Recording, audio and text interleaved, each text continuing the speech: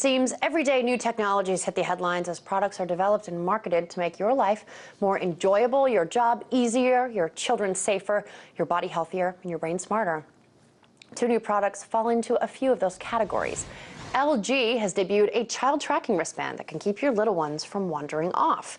And MIT, with help from the Gates Foundation, is promoting the first drug delivery in microchip form, providing 16 years of continued contraception for a woman, with a remote control that activates the chip, which then administers the drug. I was joined earlier by Shiv Gaglani, editor at Medgadget and co-founder of Quantified Care. I first asked him if he could see this becoming popular in U.S. markets after its launch in South Korea.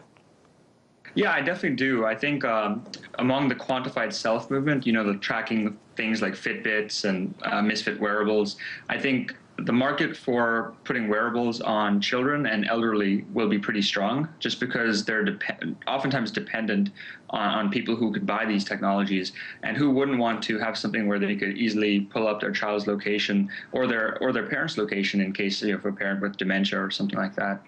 Well, absolutely. In chat forums all over the internet right now regarding this product, people are talking about the use of these devices for, as you said, tracking, dementia patients, the elderly, even autistic children who sometimes wander off. So it's not just about abduction. Do you think that it might be more successfully marketed for cases where the person has a higher risk of maybe wandering off than just for, your average kid or even teen? I think so. I think that's how a lot of these technologies become mainstream. They start with very specific niche use cases, and then people start becoming more accustomed to seeing them around, and then they start using them more broadly. Okay, well, I've got to ask, this does beg the question, what happens when these kids who may, who have some pretty vigilant parents who are, have their kids strapped with one of these bracelets as children, what happens when these kids turn into a teeny bopper, they ditch the band? What happens then? Do you think the idea that they were always being tracked in their youth and now they're not could affect how they interact with society later on? Yeah, talk about Big Brother, trust issues between an individual within their family, whoever bought that tracking device. I'm sure at least the parents would make it very clear what it's for and why it's for the benefit of the child or the parent in some cases. But I think there's also the problem of obviously hacking into these devices, and the government obviously can hack into a lot of things, cell phones. Germany's very mad at the U.S. for this reason too. So there could be not only issues between children and parents, but also between individuals in society and governments that may track them as well. Well, and another point a lot of people are making on the forums regarding this product is, wake up, people, you've got a smartphone, you're being tracked anyway. So yeah. If you want to track a toddler, I guess it's not so bad. I mean, we do microchip our pets in many cases. So if you've got a toddler running around, I can certainly see why that might be a good idea. So another product that's out there right now that's a hot topic is this chip that administers, at this point anyway, a birth control via remote for about 16 years. It's obviously a real help for women who can't access new pills every 30 days. What about the abuse of a product like this? What if you're sad? Here's some serotonin. Your kid can't behave? Here's some Ritalin, headache, Tylenol. Isn't there a danger here? I think it's really important that those chips, especially when they're implanted, because there are ones that go through the skin as well, have complete approval by the person who has to wear them, right?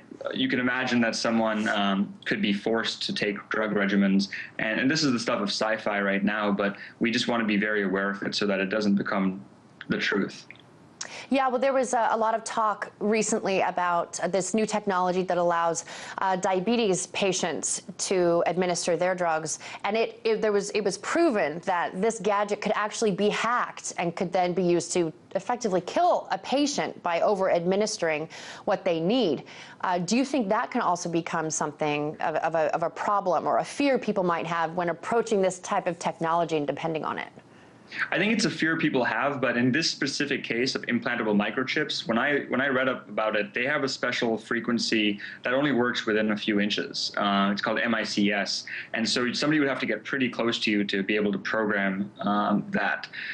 So it's not it's not the stuff of sci-fi right now, and the people developing these technologies are extremely aware that if one case happened, this technology would be dead. Nobody would want to use it. So I think with the support of the Gates Foundation and obviously the MIT engineers, I think they're pretty cognizant, and hopefully we'll put safeguards in there.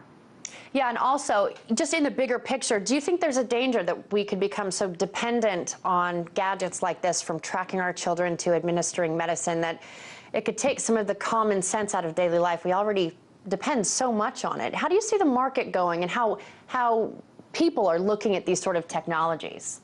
Yeah, I often say technologies of convenience often become technologies of dependence, and there's definitely a socioeconomic gap too on who can even access these technologies in the first place. So certainly, I mean, a lot of technologies improved our lifestyles, right? You can't imagine living in a suburb without a car, or using a calculator or spell check, for example, and we've become fairly dependent on these technologies.